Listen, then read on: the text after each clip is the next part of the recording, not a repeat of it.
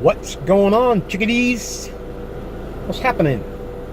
So, just a little update, just kind of what's happening in my world, in my existence, within my realm. Makes me sound important. I'm not.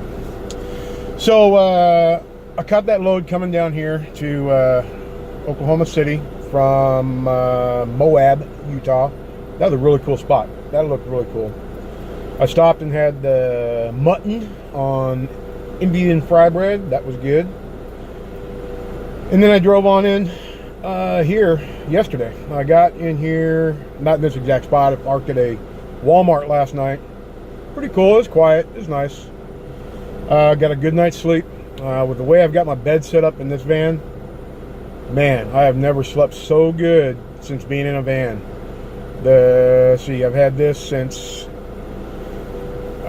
pushing a week now, something like that. I think so. And ever since I put the bed up on the second or third night, I have slept every single night all the way through. And basically the thing is, these vans aren't wide enough for me. I'm a big old tall sack of shit. Actually, I'm only 6'1", but it's too much. I can't stretch out. And man, as soon as you just can't stretch out that extra inch or two, stop it. It just ruins your whole night sleeping, because then you just kind of focus on that. And I have a hard time sleeping anyway, so it just kind of really sucks to be me in that situation. So what I did was I turned it lengthwise, and so basically my head sits right behind this seat. My feet go out back towards the back. And in this van, I can actually raise, I'm still on the cable system, and I'll show it in another video, to where I can still adjust each corner individually. And I can raise or lower, I can lower it all the way to the floor if I want, or I can raise it all the way up to where you can get, I'm pretty sure, a 48-inch amount of room underneath. So a 48-inch tote or pallet would fit underneath it without ever having to take it down. Now, if it's going to be taller than that, then I can drop one side, move the hooks against the wall like that, and then suck it up against the wall. Boom. Still have room for all your pallets. I can sleep on it with up to, I think, about 36 inches and still get up on top of it and sleep really good without putting any stress on the cargo. So I love it. It's super comfortable. So I always lose track of what the hell I'm talking about. I've got a little bit of that, what do you call it, AT&T? No, TNT. Rest in peace, Malcolm. What do you call that? ADD? Attention deficit. Whatever. So yeah, I focused on that too much. But so I slept really good last night. Got up and went to make my delivery this morning, and I didn't notice that between my BOL and the paperwork that was sent to me digitally, there were two different addresses. One was like southeast, the other was like southwest, like, 6600 southeast 44th Street or 6600 southwest 44th Street. Obviously that's not the address, but just to give you that idea. So I ended up,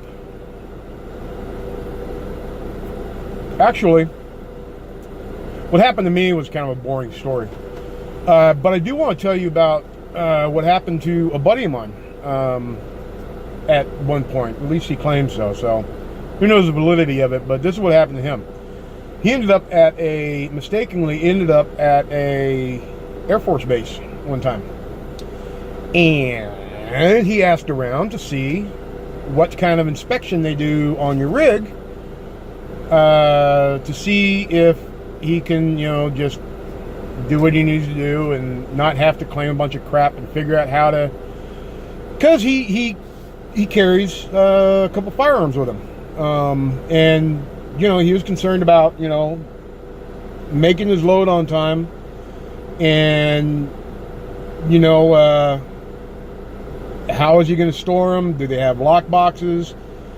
If he had known before he went, he told me, that he was going to end up there, he would have gone to a pawn shop, pawned both of his firearms, went and made his delivery, and then afterwards come back to the pawn shop and just get them back out.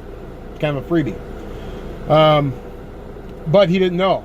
So when he was told by other people that basically all they do is they run the dog around your van and they run a mirror underneath your van, and they might visually inspect from the outside.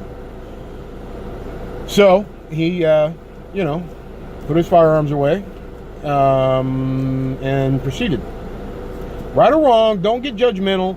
He's a good dude generally, he just wants to get his shit done, He's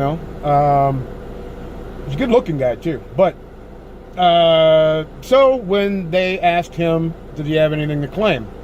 He said, no, he doesn't. I said, all right, cool. Go ahead and pull forward and, park behind that semi. And they had a whole bunch of semis and vans and stuff like that. And then they came up to him, as they did everybody else, and asked him the same questions again.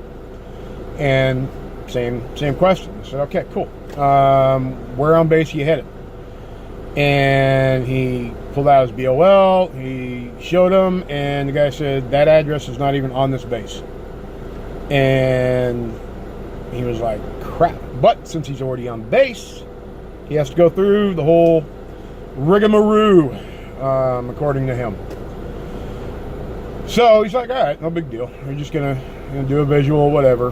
And then they told him to leave all electronics inside his van, including Bluetooth, including anything.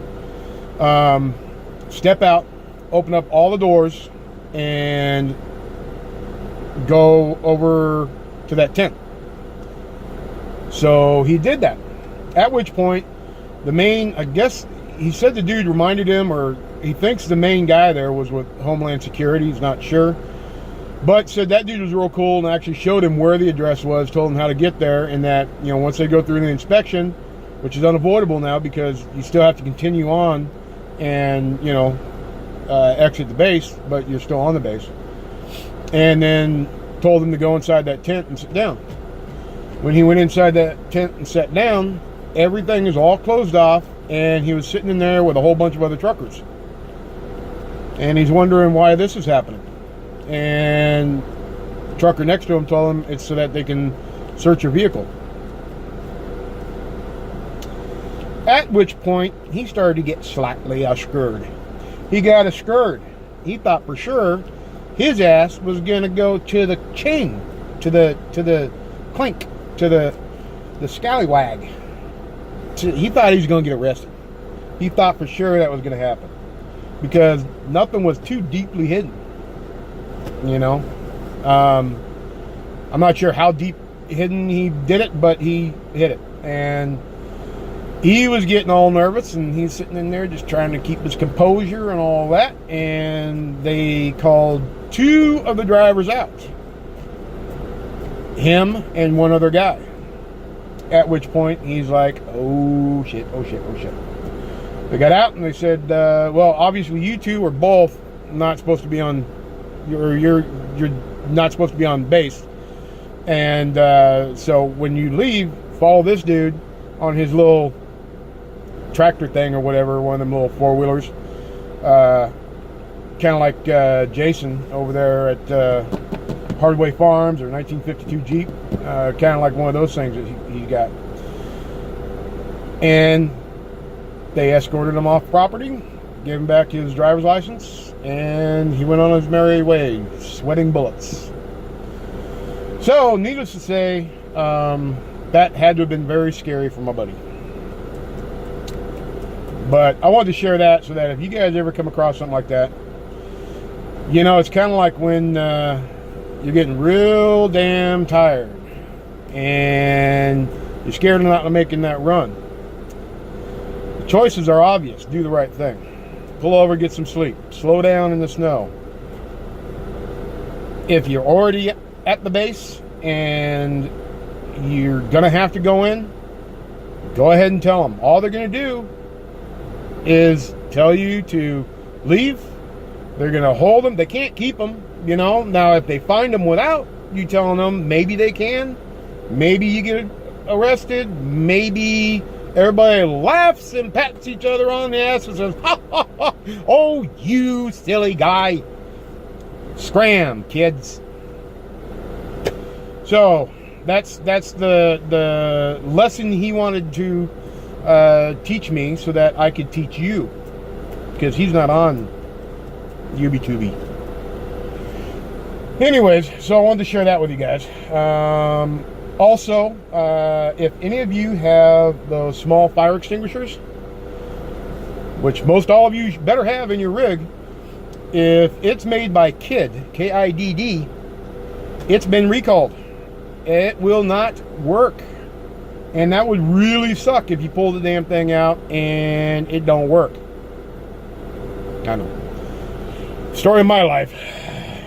Anyways, so get that checked out. Make sure you don't. I have 2 of them in here because I had one from my van. That one was a Kidd fire extinguisher. And from what I learned, or what I was told, is that if it's got a plastic handle, it's definitely a recall. But if it's made by Kidd, it's definitely a recall. Probably go to the Kidd website and they'll give you all the information. The other one in here is on this side. It's got a metal handle and it's made by a completely different company, so it should be good. Beyond that, I've had a pretty uneventful day. Now I sit and I wait for my next run. And now I'm sitting in a Sam's Club. It's just kind of a quiet area. I don't know. Hopefully I'm not going to get stuck here overnight, but if I do, then this is a friendly overnight parking place. And there's nothing around me that I know of to go eat. But this is where I'm at. So anyways, y'all, how much time have I already got? Oh my God.